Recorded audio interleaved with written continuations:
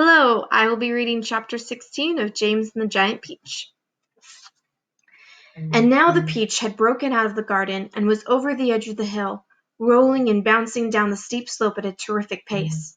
Faster and faster and faster it went, and the crowds of people who were climbing up the hill suddenly caught sight of the terrible monster plunging down upon them, and they screamed and scattered to right and left as it went hurtling by. At the bottom of the hill it charged across the road, knocking over a telegraph pole and flattening two parked automobiles as it went by. Then it rushed madly across 20 fields, breaking down all the fences and hedges in its path. It went right through the middle of a herd of fine Jersey cows, and then through a flock of sheep, and then through a paddock full of horses, and then through a yard full of pigs, and soon the whole countryside was a seething mass of panic-stricken animals stampeding in all directions. The peach was still going at a tremendous speed with no sign of slowing down. About a mile farther on it came to a village. Down the main street of the village it rolled, with people leaping frantically out of its path right and left, and at the end of the street it went crashing right through the wall of an enormous building and out the other side, leaving two gaping round holes in the brickwork.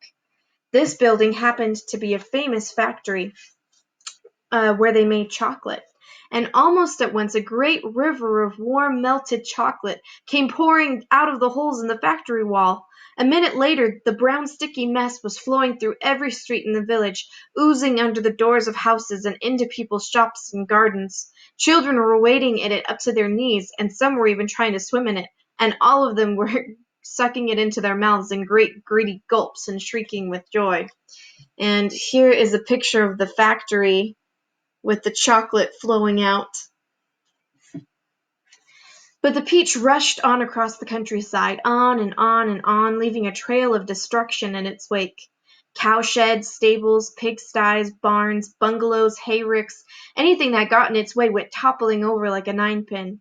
An old man sitting quietly beside a stream had his fishing rod whisked out of his hands as it went dashing by, and a woman called Daisy Entwhistle was standing so close to it as it passed that she had the skin taken off the tip of her long nose. Would it ever stop? Why should it?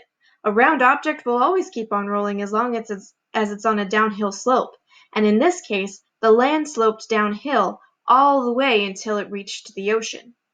The same ocean that James had begged his aunts to be allowed to visit the day before. Well, perhaps he was going to visit it now. The peach was rushing closer and closer to it every second, and closer also to the towering white cliffs that came first. These cliffs are the most famous in the whole of England, and they are hundreds of feet high.